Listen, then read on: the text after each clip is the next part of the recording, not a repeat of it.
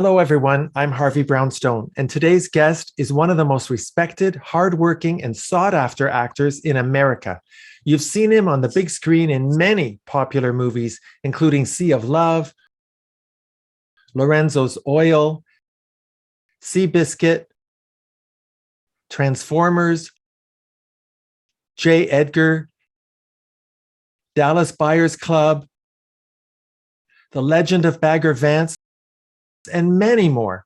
He's been in dozens of TV shows, including LA Law, The X-Files, NYPD Blue, The West Wing, Grey's Anatomy, NCIS Los Angeles, Bates Motel, Scandal, and This Is Us, to name only a few. Most recently, he co-starred with Alfre Woodard in the critically acclaimed movie Clemency, which won the Sundance Film Festival Grand Jury Prize. He played Senator Roland Folks in the multiple award-winning TV series Rectify. He played Larry Mills in the NBC TV series Council of Dads. And he played Senator Mitchell Chapin in season 2 of Tom Clancy's Jack Ryan, now appearing on Amazon Prime. You can also see him on Netflix in The Stand at Paxton County. And he's now co-starring with Michelle Monaghan and Matt Bomer in the brand new Netflix limited series entitled Echoes. Last year, he won a Best Actor award at the Idlewild International Festival of Cinema for his performance in the short film Cold Call. I am beyond delighted to welcome MichaelONeill to our show. Michael, thank you so much for being here. Listen, Harvey, the honor is mine, so thank you for inviting me. Michael, when I was doing my research for this interview, I was surprised to learn that you got a university degree in economics. What were you initially planning to do for a living? You know, honestly, I don't think I knew what I was planning to do. I thought I might go on to graduate school and maybe go into business, try to get an MBA or something of that nature. We're talking about the early 70s, so the world was before me, but a rather fluke opportunity came up. There was a wonderful old character actor named Will Geer. He played the grandfather on the Waltons. I had written an address at Auburn University where I was attending, and for some reason they played it for Will in Los Angeles. And Will said, "Do you know how to get in touch with this fellow?" And they said, "Well, yeah, he's at Auburn." He said, "Call him." And so I got on the phone and he said, "Son, I think you should try acting before the corporate structure snaps you up." And I said, "Mr. Geer, I don't know anything about it." He said, "Come to California, we'll work with you." The we being his daughter, Ellen, who had been the original ingenue for Tyrone Guthrie at the Guthrie Theater, and a marvelous teacher and mentor and wonderful, wonderful woman.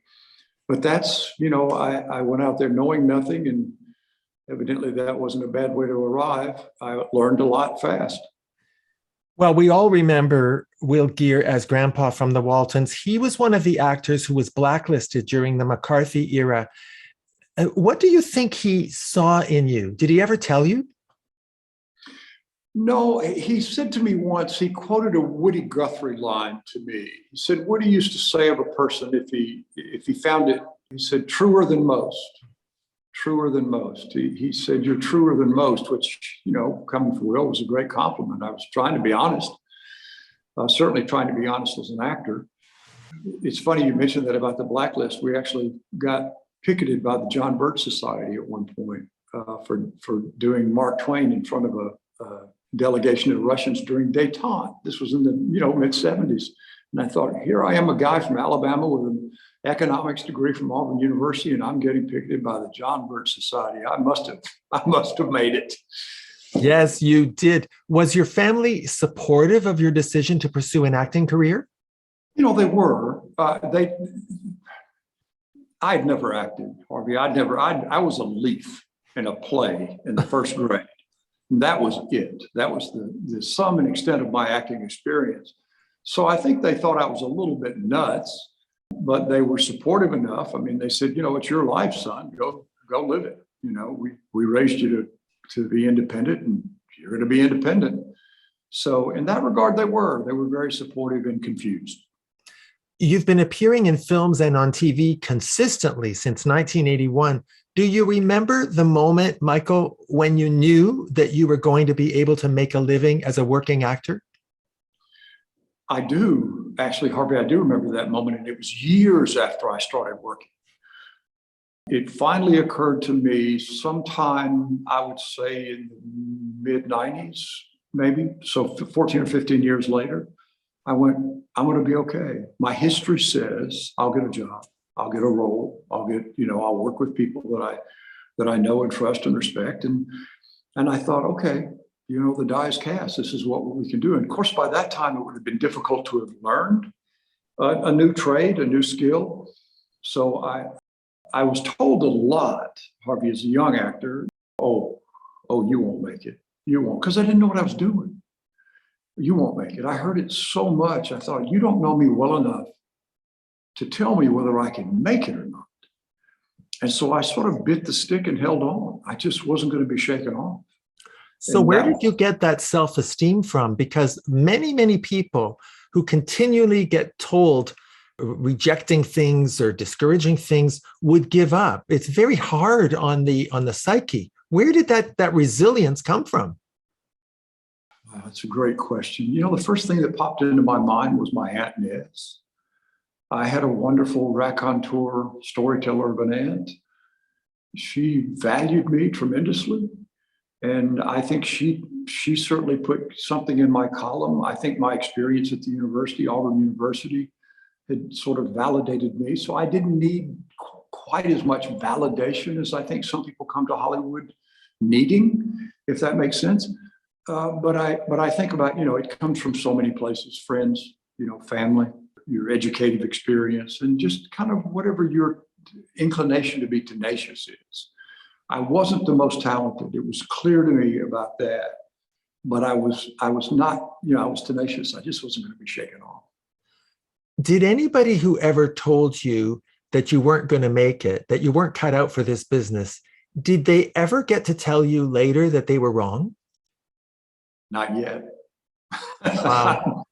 Still waiting to hear it. But gracious, a lot of them are probably gone by now. It's that I've been doing this for 40 years. It's just that it's very bad karma to discourage someone from something that they have a passion for. It's not a good thing to do to people. Even if you believe inside that they're not going to make it, it's not kind. I think you're right about that. The responsibility for how that landed fell to me. And in my case, it may have been better for me to hear you're not going to make it because I got a resentment. And I said, we'll see. And I put my shoulder behind it. Maybe if somebody said, oh, you're going to be fine, you're going to make it, maybe I wouldn't have dug in the same way. I don't know. But I do think there's an unkindness there. And then what you choose to do with that, how you respond to that, falls to the individual and in my case, to the actor. But I've always tried to be very, very careful about that. I mean, I've taught at some universities and I've worked with a lot of young actors. And my feeling about it is it's important for them to know that sometimes the universe just doesn't respond. If you do it and you do it and you do it and you do it and you do it and nothing is coming back, then it's okay to rethink your direction. But if you rethink it, know that you have learned the most translatable skills for any business or any profession you could possibly pursue. You know how to collaborate, you know how to listen, you know how to communicate, you're in touch with who you are in the column. Those are all things that will serve you whatever you choose to do. So that acting experience, whether they ever have the opportunity to become the great actor that they are or not, it's still, they're very, very valuable assets to have in your arrow quiver, That's a very significant thing, actually. I never thought of it that way, that the body of skills that you acquire, even if the career doesn't pan out, are translatable. That's a marvelous point. I hope so, because, Harvey, I'll never forget this. One of my first acting teachers, I was at the Neighborhood Playhouse in New York, and one of the first days he said, let me just say something to you all. Many are called, few are chosen. And I remember one day they lined us up. There were 20 of us. There were 10 pairs. We worked in pairs, and there were 20 of us, and he lined us up across the room. And he said, 2 of you are actors. and I knew who they were. There was a guy named David Sparrow, who's a wonderful actor. He ended up joining New York Police Department. He never had, he joined, he went on the job. So that's one. And there was another woman there that was marvelous at this. So that was the two. And I'm thinking, can there be 2.5? Can there be two in the shade of another, you know? But, at the end of the day, it doesn't much matter what people say. What matters is what you pursue and the commitment, the commitment with which you pursue it. I still, Harvey, I've been, and every actor worth their salt will tell you, luck is incredibly important. I remember having a luncheon, we was working on the West Wing. And the last season, and Alan Alda was there, we were having lunch together. And I said, what piece of advice would you give a young actor? And he said, above all else, be lucky. And I thought, yeah, above all else, be lucky. So any of us worth our salt will tell you that good luck plays a huge part in it. And I've been lucky, man, I've been lucky. I've worked with great people and great projects, with great writing, great collaborators, and they've let me keep playing for a long time now. Well, that's interesting. You've had quite the evolution as an actor. There was a time when you were frequently portraying senior law enforcement or military officers. You've played captains, sheriffs, colonels, special agents, and even the CIA director in 2 shows, Nothing But the Truth and Flash Forward, if memory serves me right. But in the last 10 years, you've demonstrated enormous diversity in the types of roles you've played. Was there ever a time when you were worried about being typecast? Well, yes. And it's ironic because it's the mustache. If you have a mustache, they make you an authority figure. Now, if you knew me well, Harvey, you know I'm kind of a knucklehead. But the mustache gives me a certain authority. So I can play law enforcement and I can play military roles. And I also had a lot of examples to base those characters on. So I had good, and with the West Wing, when I played Butterfield, the head of the Secret Service in DC was incredibly generous to me in terms of what they taught me and allowing me to observe their bearing is what I, more than anything else, wanted to honor, because they were the calm in the eye of the storm, and they were heroic in my mind. And so I wanted to do justice to the job that I felt that they were doing there.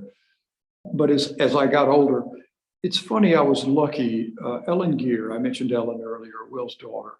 She stopped me in rehearsal one day and pulled me aside. And she said, Michael, I don't want you to misunderstand this. But she said, you got to keep doing what you're doing. You keep doing plays, and you keep doing the theater and whatever TV work you can pick up. But the way you look and the way you speak and how you think, they're not going to line up until your late 30s. And that's when you'll start working. Now, had it come from anybody else but Ellen, I probably would have thought I might as well get out now, because I think I was like 26 or 27 years old. But knowing her as I did, and the gift of what she was trying to give me, I understood. I had 10 years, build my craft, build my community, do off-Broadway and off-Broadway and whatever little film was. But there was my time was coming, I guess is what I should say. And to your point, forgive me for being so long-winded, the last 10 years has sort of been my time. I always knew that I would be better as an older character actor. That seemed to me, as a child, I was drawn to old people. I was most curious about them. So I hope that counts for something. I hope it's a. Oh, it sure does. It sure does. And it really is your time. You've appeared so far in 3 movies that were nominated for a Best Picture Oscar: Traffic, Seabiscuit, and Dallas Buyers Club. Can you tell when you're working on a film or a TV show whether it's going to be a big hit? Sometimes you can. And what it is that you read it and go, oh my God. It starts on the page. It starts on the page for all of us. But when you see it come together on the page, you realize it's all we have to do is honor this. If we just simply honor it and fill it out and breathe life into it, bring its color to the front of the screen, This is going to be fine.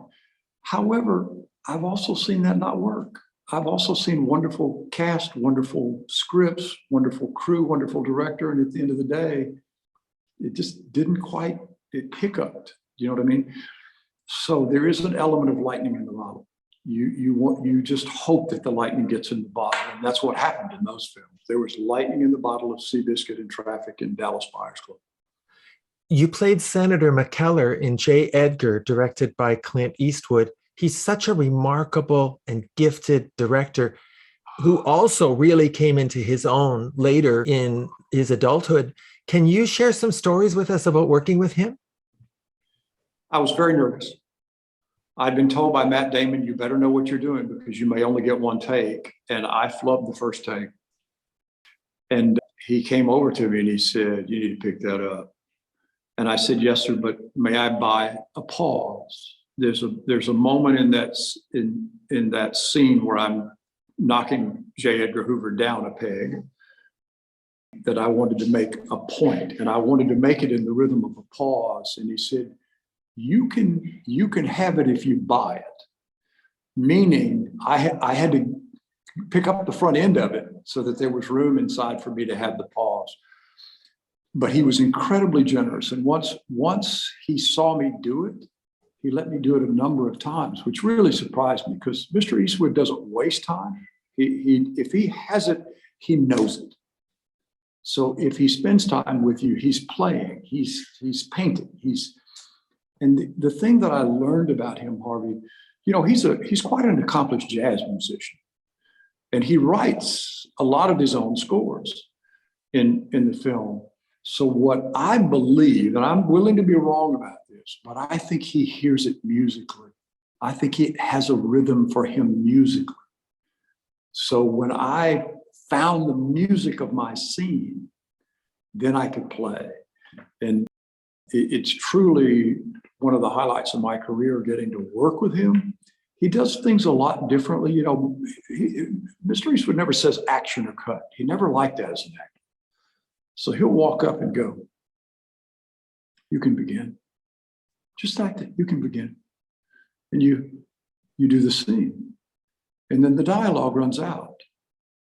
And every actor, when the dialogue is gone and there's a silence, you start thinking, is that my line?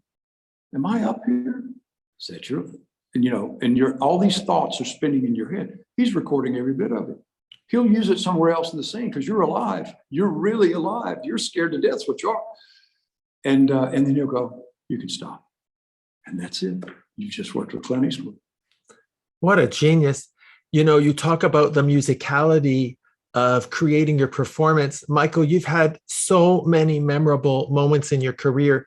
For example, you starred in the season 6 two-part finale of Grey's Anatomy as an emotionally broken man who holds the hospital hostage with a gun because the doctors unplugged his wife's life support. That was such an intense and layered and complex, very brave performance. It was a real tour de force. I just want to tell you how very moving and memorable you were in that show. Harvey, thank you. I mean, look, that one haunts me for a lot of reasons. It was the hardest work I'd ever done. And I was terribly afraid, really more than anything, of copycat. You know, we have a responsibility, I think, in our industry. And I had very long conversations with Miss Rhimes about it. And when I said to her, I said, Shonda, this frightens me. And she said, Michael, it frightens me too.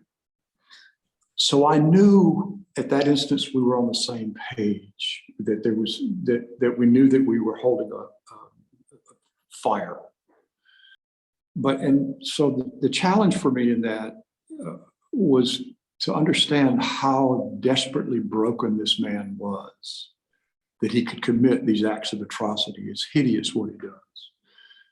But I wanted us to understand that there was a humanity still present in him, and hopefully we got to that. It's just, what's daunting for me is that anytime there's a workplace shooting, it comes back up, and it's difficult in our society right now. I don't understand it. I just don't understand it, and I pray for those people who've been, I lost someone in my family to gun violence. And so I know what the pain of that is. And I also know that you never fully get over that. You don't, you learn different ways to deal with it or adjust to it or whatever, but you don't recover from it, And so. Well, I never thought I'd get the chance to tell you this. And I don't even know if you're aware, but before I became a talk show host, I was a criminal court judge for 26 years. And then I retired. And I want you to know that in one of the education programs that I went to, they played that show to give us judges some insight and hopefully some empathy into the backstory of the offenders that we saw in court. And so, yes, there's a concern about copycats, but I want you to know that that performance was really very educational and very impactful to those of us who have to sentence people who've done irrational things, but that are very motivated by love. I can't tell you what a gift it is that you shared that with me, because I never thought about that there may be some good that could come from that. It never crossed my mind. So that if there's a modicum, of something that came out of it in a good way, then man, I'm very grateful that you told me about that. Well, it's a great honor. Do you sometimes surprise yourself with your own performances? It's funny you say that, because as an actor, you hope that there's a surprise. One of the things, you have an idea about what you're going to do, and then you throw it away because you're in concert with another actor, right?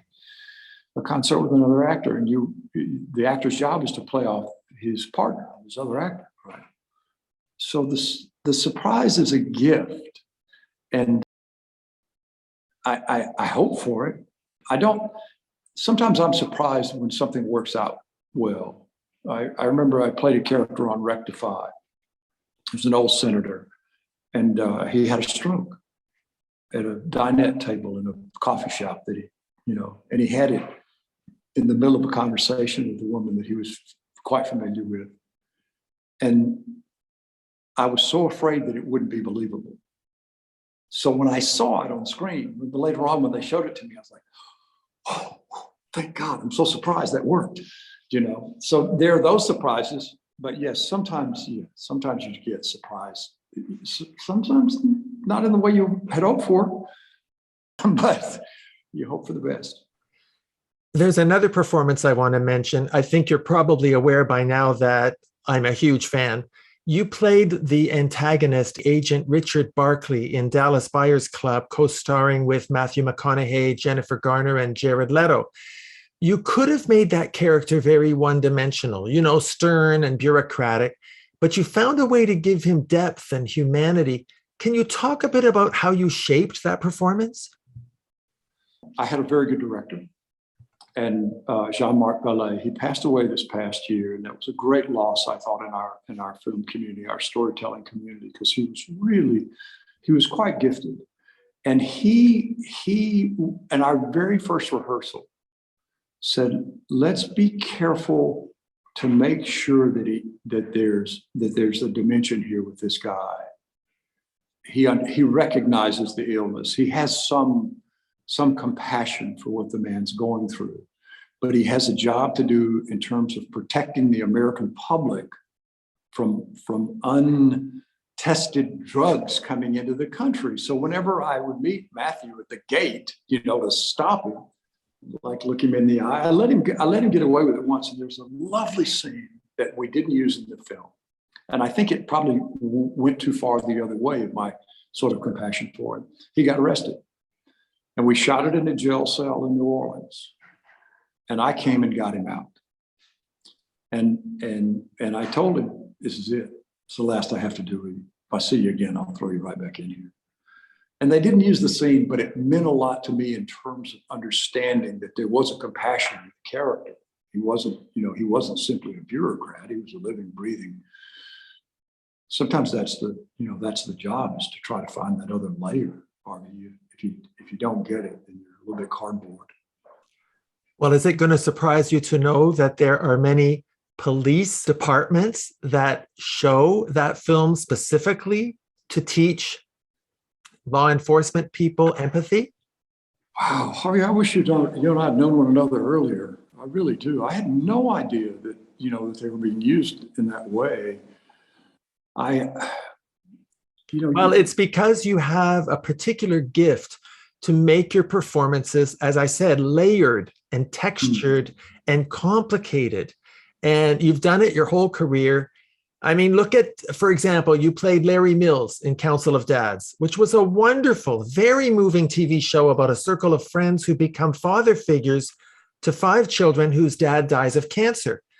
Now, your performance was brilliant. I was really surprised and disappointed that the show wasn't renewed for a second season. Don't you think it's a shame that TV networks don't give shows a little more time to find their audience? Yeah, and that's part of the change of the new corporate model. They don't, a lot of shows, Cheers wouldn't have made it. NYPD Blue wouldn't have made it. Stephen Bochco's, the earlier film, that the other television show he had about the Chicago PD, wouldn't have made it. Everybody Loves Raymond wouldn't have made it based on initial numbers. So in the old days, they gave you a consistent time slot, and that's where we got killed in Council of Dads. I started bouncing us around really, really quickly. So that I had people calling me going, "Now, what night is it on now?" May I just say this, and I know I'm not supposed to. It was my favorite role I've ever done, Harvey. I could tell. I am not surprised, because I could tell. Yeah. I love the frailty in the man, the fault in him, and yet his ambition to try to do the right thing. There was warmth. There was warmth. Yeah, and he cared about those kids. He really cared about those kids, or I cared about them. But sometimes you just get one sweet, bite of the apple, and then they take the rest of it away. And that's what Council of Dads was. And people find it now. They find it. I get people reach out to me all the time about this show. And I had families watched it together. This was the thing about it for me. And I would get a letter from a 10-year-old boy, and his mother would put a little note in there. It says, he has trouble writing. This is not something that he would ordinarily do. He really wanted to communicate that this had an impact on him. So I wrote him back, and I said, you know what? Just know that there are always people in our lives that we look to that have a powerful influence, and you're going to find those people, and also you're going to be that person to somebody coming up. So now you see what I said about karma? You're full of good karma, because you can't even imagine the impact that your work has on people you've never met. When I look at your body of work, Michael, on television, you've been a guest star on a lot of big TV shows. You're often the character actor they bring in to play a role in 1 or 2 episodes. It can't be easy to enter that dynamic of an established show with an ensemble cast. They've been working together for such a long time. Are you made to feel welcome on the set? Most of the time. And the older I've gotten, I would say almost all of the time, because they know my work now. But early on, you had to figure out a way. I remember working with Kathy Baker on picket fences years and years and years ago, and having Kathy come up and say, "Thank you. Welcome to our show. Really appreciate you being here." And it was old school. Harmon does that. Mark Harmon did that. Harmon would cross the line, get you a cup of coffee, and come back and say, "I'm really glad you're here." And it made it easier for that, that guest, quote unquote, actor, because they all have a shorthand. They've been doing it. It's their family. It's their crew. They're being written for. So you're really trying to come in and lift some of the weight off of those lead actors in terms of the storytelling. You want to help them move that story along. It's funny, because we were talking about the West Wing earlier. My very first day on the set, and I was, they were already off and running. John Spencer, who I had done a play with at Yale, and I'd done a film with somewhere. John took me by the hand and introduced me to Martin and Allison and Richard Schiff and Rob. He introduced me to all of them. Basically, he vouched for me. He said, well, he's one of ours. And from that moment on, I was part of that family. They all took me in as if I had been there all along. And I always thought it was one of the most generous things Spencer could have done for me. I mean, it's just who he was. I love hearing stories like that about the kindness and the collegiality in the business. Michael, I want to ask you about Clemency, which is probably my favorite of all your movies. You play the chaplain in a prison run by Alfred Woodard, and you're dealing with a man who's been sentenced to death and who continues to claim that he's innocent.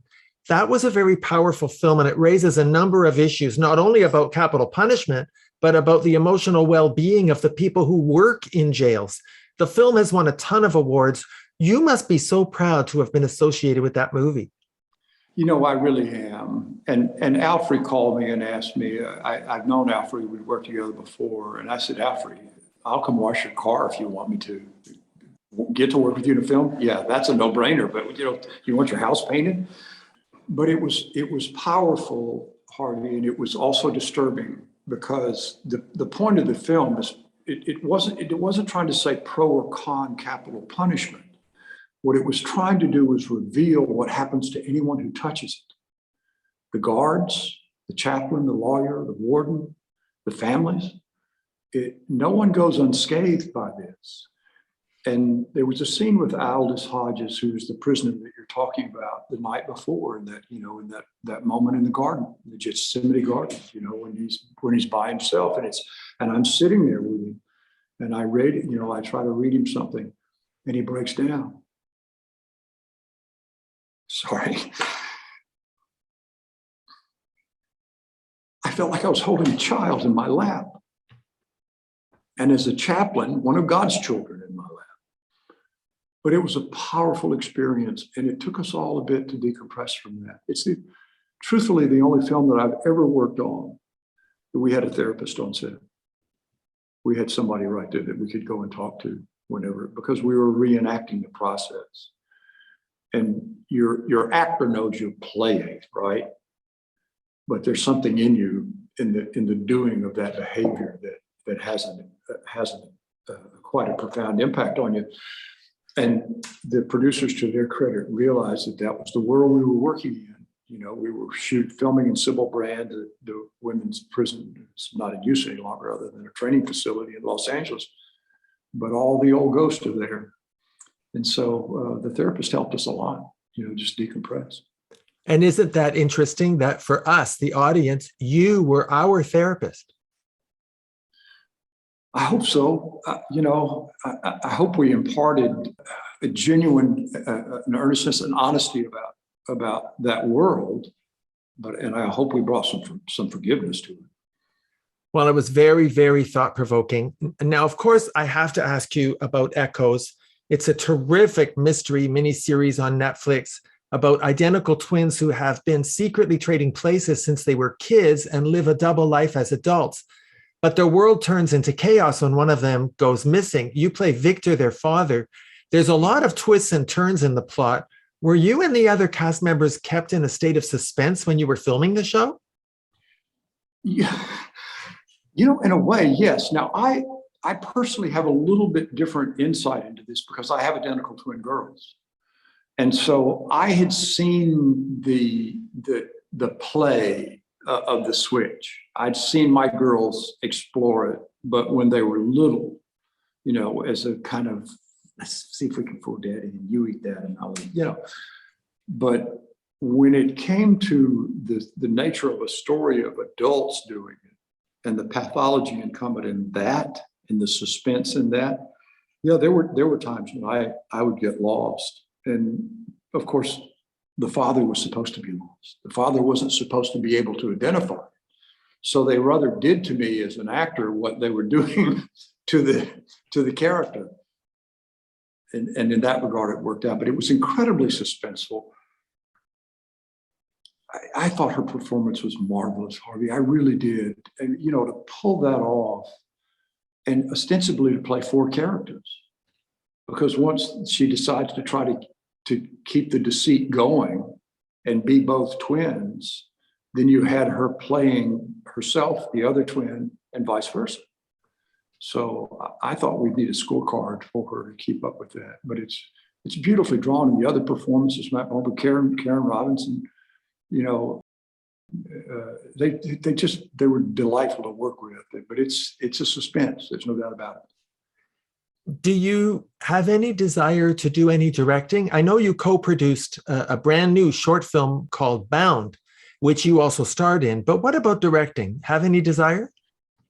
You know, maybe if I were a younger man, but I don't know, and I don't mean this in any self-deprecating way. I don't know if I have the bandwidth for it, because it's one thing to tell the story, you know, and to direct the story and to work with the actors and bringing that story to life. That part I think I could do. I don't think I have the capacity to deal with the architecture and the construction and, you know, building all the things and the studio and the producers and the distributors and all that. I don't think I have a bandwidth for that. And I don't think you need to do it. That's my personal opinion. I don't think you need to do it. You're a very generous man, Harvey. You really are. And I appreciate it. Well, I appreciate getting this chance to talk to you. Although I don't know if you'll appreciate this, but I want to raise it. In 2004, you gave a groundbreaking interview with Mary McNamara of the Los Angeles Times about the ways in which the industry had changed and the difficulties that actors were having in making a living in the business. You said something that really resonated with a lot of people. You said that it may be lonely at the top, but the middle was being squeezed pretty hard. Have things improved for actors since then? You know, I think they have. There was a dynamic that occurred where they stopped honoring. We had what we called a quote system. And what I was paid with seniority or with experience began to mirror that seniority and experience, just like it would in any job, any corporate, any world. So that if I did a good job on Seabiscuit, then I got paid more for the next job, right? And the studios or the corporations took it away. They said, no, there are a lot of actors out there. The next guy will take it. We're going to pay them scale.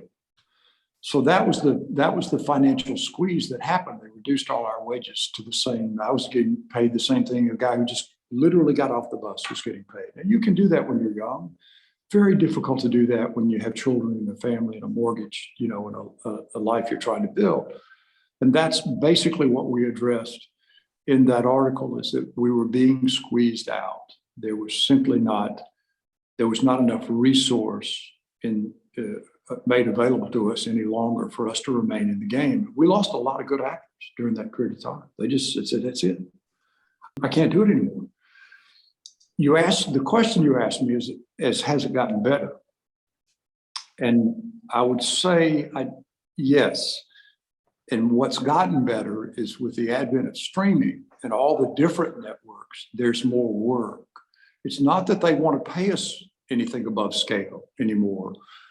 They don't. If they can avoid it, they will. And the only way you can stop that is to go, no, I'm sorry, I'm not doing it for that. And a lot of times they'll move to the next actor. Sometimes they'll go, no, the director really wants you. Then you go, well, I'm appreciative of that, pay me. But with the advent of the different streaming services and the increase in the amount of production that's being done, it's better because you got to work more and you have to work harder and you have to work faster, but you can make a living. Michael, you have a reputation for being the consummate professional, always well prepared, respectful and kind to everyone, no ego. You're a real team player. You've worked with pretty much every big name in the business. And I have no doubt that you've seen a lot of good and bad behavior on the set, and you deal with a lot of disappointment in your industry. How do you keep yourself grounded and balanced and still thriving and so humble? Well, Harvey, honestly, I'm aware of how fortunate I've been. I'm also highly aware of how difficult the work is on both sides of the camera. I feel like if I can make a contribution on the set, even just acknowledging the really good jobs that are done around me. I mean, look, for every 10 seconds that I'm on the screen, there's 3 guys with 60 or 70 pounds worth of camera on their shoulder that have been schlepping it around for however long. That's the heavy lifting. That's the hard work. So I just want them to know how much I appreciate that. In terms of maintaining perspective, my children, and they're not children anymore, but my last two girls, my twins, just finished college this summer. They're 23 now, 22, 23. Okay. They're going to get me about that. But, just that grounded me. That I became a better actor when I had my children, mostly because whether I got the job or I didn't get the job, they were waiting at the door when I got home. And Dad was home. We're going to play. Let's do the helicopter thing, whatever it was. And I think that probably as much as anything helped to make me realize what was important in this life and what wasn't. Well, I got to tell you, Michael, you have an astonishingly high level of emotional intelligence in an industry that's often populated with immature and egotistical people. It's just so refreshing. Thank you. Now, in addition to being a very busy actor, husband, and father, you served on the board of the Hollywood branch of the Screen Actors Guild. You've often participated in the SAG-AFTRA Foundation's Book Pals program, reading to elementary school children. You've also been involved in Teach for America, Habitat for Humanity, and Focus on Recovery in Birmingham. Tell me about the importance in your life of giving back to the community, because you do so much of it. Well, I wish I could remember where I heard this, but we all take shade from trees we didn't plant, and I think there's a kind of an obligation for any and all of us. I don't care how well you've done or not well you've done, to be mindful of our community and to give back. I've gotten a lot. Honestly, you know how this works, Harvey. I've gotten a lot more from it than I've ever given. So in that regard, you could paint it as a selfish endeavor, but I just think, this is a tiny little planet we live on, and all of us are kind of trying to do the best we can. Where we can lend a hand, let's lend a hand. What's it cost? So. Well, Michael, I have only one more question for you. You worked with Al Pacino in a wonderful film called Sea of Love. And Al Pacino is known for referring to senior veteran actors as getting free. He once told you that Sir John Gielgud had gotten free. So I want to ask you, Michael, are you at the point now where you've gotten free? I think there are times, yes. Council of Dads, I was free. Probably The West Wing, I was free. The Unit, I was free. It kind of happens. Now, Al, to me, is the consummate actor. He literally lives and breathes. It is who he is, an identity, Al Pacino, and also incredibly generous. I can tell you stories, just incredibly generous as an actor. I learned a lot working with him. But yeah, I didn't understand it when he first said it, but I've seen it with actors now. And in the rearview mirror, I found it in my own work. I was like, oh, there it was, And my hope is, if they let me continue to do this, that I'll recognize it in the moment that it occurs, as opposed to seeing it behind me. Well, Michael, I've been a fan of yours for so many years. I've really appreciated this opportunity to interview you. I know how incredibly busy you are, and I can't tell you how much I appreciate that you took the time to appear on our show. Thank you so, so much. Harvey, thank you. And I mean that sincerely. You're incredibly generous to our community. And I don't know of anyone that's ever done the research on my career that you did. So I really appreciate you giving me the opportunity to have a talk with you. Well, it was an honor, and I hope and pray that you will come back with every new project, because you are always welcome on our show, sir. I appreciate it, and I'd love to. Our guest has been veteran actor MichaelO'Neill, currently co-starring in the brand new Netflix series Echoes.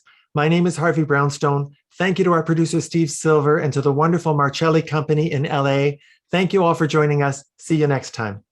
Thanks for watching. Be sure to check out all the great interviews on the Harvey Brownstone Interviews YouTube channel. Don't forget to subscribe and ring the bell to be notified when new videos are posted.